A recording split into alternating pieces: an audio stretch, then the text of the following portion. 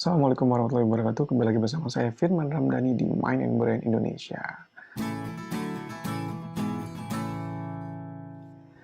Pernah nggak sih teman-teman punya ekspektasi tertentu, misalnya sama pasangan, kita pengen pasangan kita punya sikap tertentu ke kita, sama karir mungkin kita pengen di tahun sekian karir kita melejit gitu ya, misalnya jadi manajer, atau sama pendidikan kita mau dapat IP sekian, dapat nilai sekian di sekolah, atau mungkin yang sudah berumah tangga sama anaknya, atau mungkin buat teman-teman yang masih jomblo sama orang tuanya gitu, atau sama kakak atau saudara kita, yang kadang-kadang ekspektasi itu bikin kita jadi emosional. Nah, saya mau bahas mengenai ekspektasi ini di video kali ini, dan paling nggak saya coba sempitkan pembahasan kita di dua kutub, limiting expectation dan high expectation. Ketika kita membatasi ekspektasi kita dan ketika kita tinggi banget ekspektasi kita. Kita mulai dari yang limiting dulu kali ya.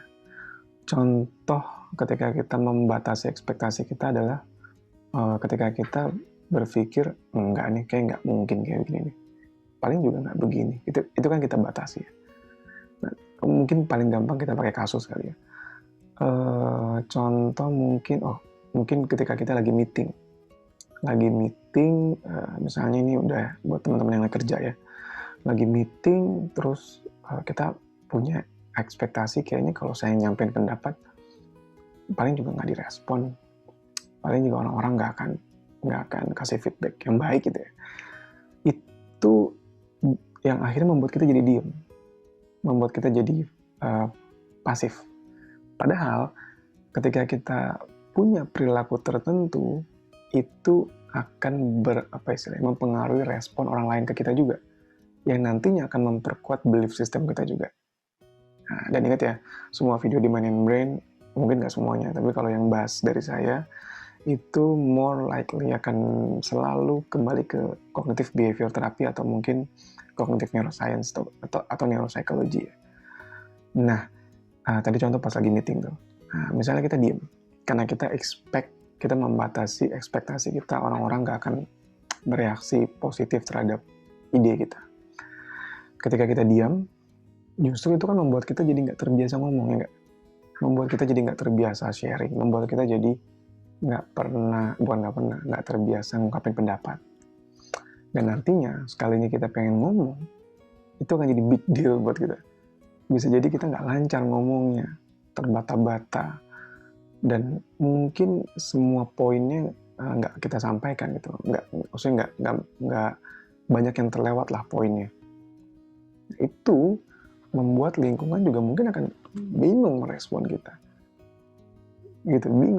kita, terus mungkin juga karena kita jarang ngomong juga, akhirnya lingkungan juga nggak tahu nih tepatnya merespon omongan Firman nih kayak gimana nih gitu.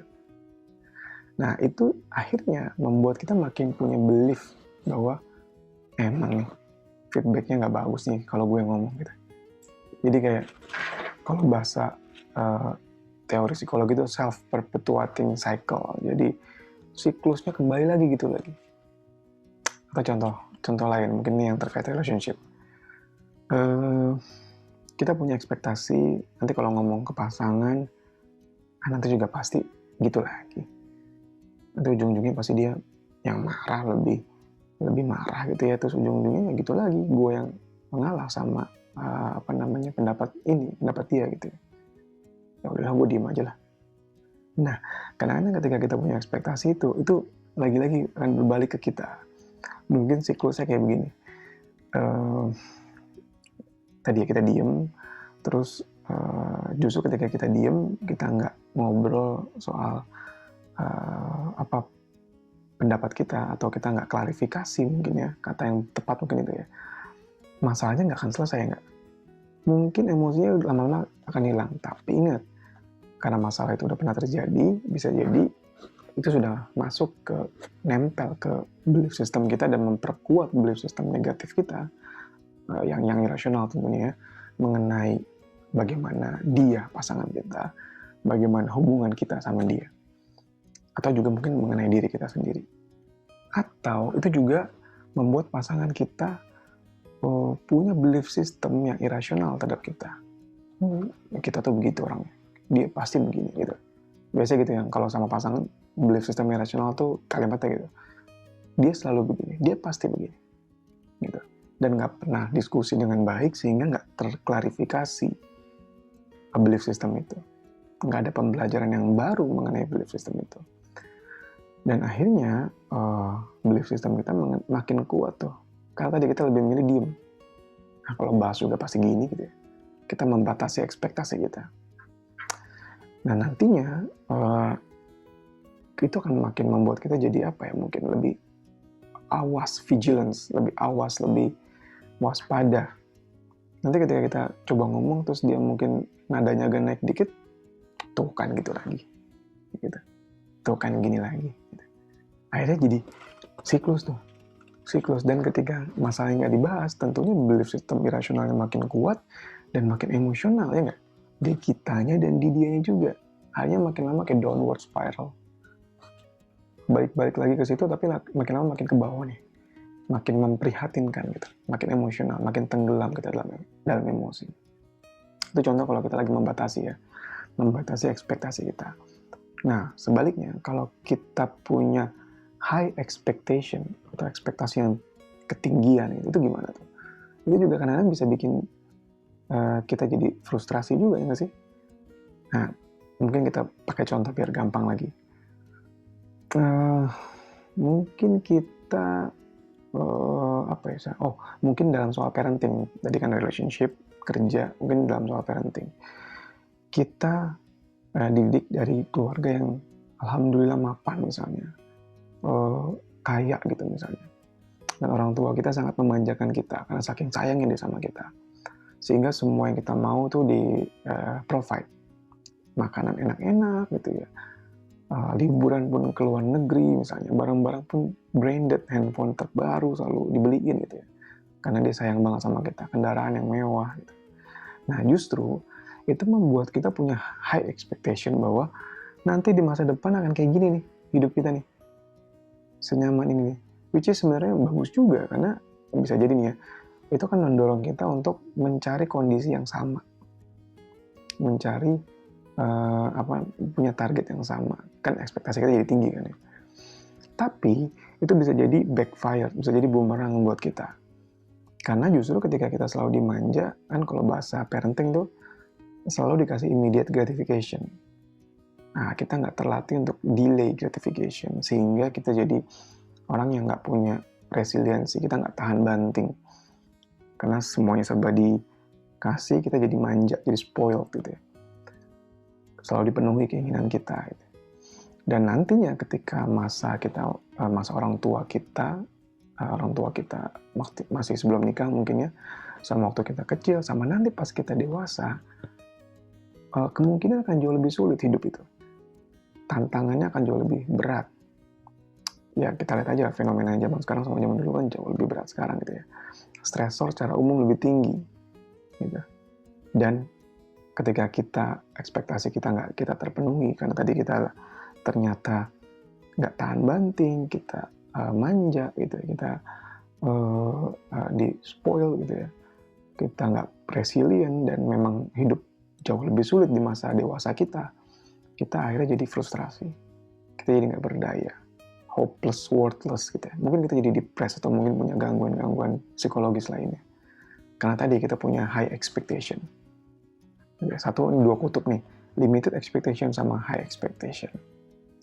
Karena apa? Karena ketika kita punya ekspektasi, itu akan cenderung mempengaruhi, mengarahkan, menggiring cara berpikir kita, bagaimana perasaan kita, sekuat apa perasaan kita, apa yang akan kita lakukan, respon kita, bahkan termasuk mempengaruhi bagaimana kita melihat realita kehidupan. Gitu. Jadi ekspektasi kita akan mempengaruhi banyak hal. Dan itu artinya sangat signifikan betul kalau kita nggak pernah bahas itu. Kalau kita nggak pernah bahas itu, mungkin ada banyak kasus yang bikin kita emosional itu karena ekspektasi kita yang mungkin kita batasi atau mungkin berlebihan banget. Karena ini contoh untuk ekspektasi yang bisa mempengaruhi realita nih contohnya. Ada ini saya ambil dari buku Socratic Questioning for Therapists. Ceritanya ada acara TV gitu, terus penonton dipanggil, terus suruh nyicipin. Ada satu pisang dipotong 2, mereka suruh nyicipin. Dibilangnya ini satu ditumbuhkan secara organik, satu yang biasa gitu ya. Cobain. Terus dibilang, iya nih beda nih rasanya nih. Kualitinya, rasanya beda, teksturnya juga beda. Padahal itu pisangnya sama. Itu pisangnya sama, cuma dikasih narasi, yang satu ditumbuh secara organik, yang satu biasa aja gitu. Padahal pisangnya sama dibelah 2. Tapi itu bisa mempengaruhi rasa, sensasi kita. Bisa mempengaruhi bagaimana realita yang kita lihat, yang kita rasakan. Gitu. Sesignifikan itu. Nah, even kalau di bukunya sensori kita bisa terdistorsi, wah mantap. So, teman-teman perlu apa ya istilahnya? Coba tanya ke diri kita sendiri. Jangan-jangan selama ini bikin kita emosional tadi ya. Itu karena ekspektasi kita yang kita batasi atau yang terlalu berlebihan. Mind your expectation. Pernah nggak sih teman-teman cari tahu itu? Mungkin bisa dengan pertanyaan, apa yang saya harapkan pada situasi ini? Apa ekspektasi kita pada situasi ini? Apa ekspektasi kita terhadap pasangan hidup kita? Kalau pacaran nggak usah dibahas, nggak usah pacaran lah. Apa ekspektasi kita sama anak kita kalau kita sudah punya anak? Apa ekspektasi kita sama orang tua kita? Apa ekspektasi kita sama atasan kita, bos kita? Apa ekspektasi kita sama rekan kerja kita? Apa ekspektasi kita sama karir, sama pendidikan kita, sama nilai di sekolah atau di kampus? Coba pertanyakan itu, terus coba telaah, berkontemplasi gitu ya. Apakah nuansanya justru limiting expectation, kita membatasi, atau nuansanya justru kita high expectation, yang akhirnya membuat kita jadi emosional. Coba ya, coba teman-teman pertanyakan itu, terus coba komentar di bawah supaya kita bisa explore lagi mengenai topik ini. Dan mungkin nantinya kita akan berlanjut ke bagaimana kita belajar accept. Bagaimana kita belajar accept ketika mungkin kondisinya ekspektasi kita berbeda dengan realita kita, dengan kondisi faktual. Dan memang ujung-ujungnya kita perlu menyelaraskan itu, enggak sih? Kita perlu menyelaraskan antara ekspektasi kita dan kondisi faktual kita. Kondisi faktual mengenai diri kita, sejauh mana kita, kemampuan kita, sumber daya yang kita punya. Kondisi faktual bagaimana orang lain, sejauh mana pemahaman orang lain, keterbatasan orang lain, potensi orang lain gitu ya. Misalnya tadi ya soal pasangan, kita tahu pasangan kita mungkin baru belajar agama ya, ekspektasi kita nggak bisa dia jadi mungkin dia seorang suami gitu ya, ekspektasi kita dia jadi seperti sahabat gitu ya, tabiin misalnya, yang imannya kuat, yang jadi imam dalam keluarga, tapi dia baru belajar agama ya, ekspektasi kita ketinggian gitu. Atau kondisi faktual kita mengenai ya kehidupan kita secara umum, lingkungan hidup kita, bagaimana sekolah kita, bagaimana karir kita gitu. Mungkin itu dulu. Saya tunggu komentar atau feedback dari teman-teman. Semoga bermanfaat. Sekali lagi jangan lupa share sebanyak-banyaknya. Semoga jadi amal jariah buat kita semua. Dan jangan lupa subscribe. Dan jangan lupa komen mengenai bagaimana ekspektasi teman-teman mengenai diri sendiri, mengenai pasangan, mengenai lingkungan, mengenai karir, mengenai pendidikan, dan bagaimana ekspektasi itu cenderung membuat kita jadi emosional. Sekian, terima kasih. Wassalamualaikum warahmatullahi wabarakatuh.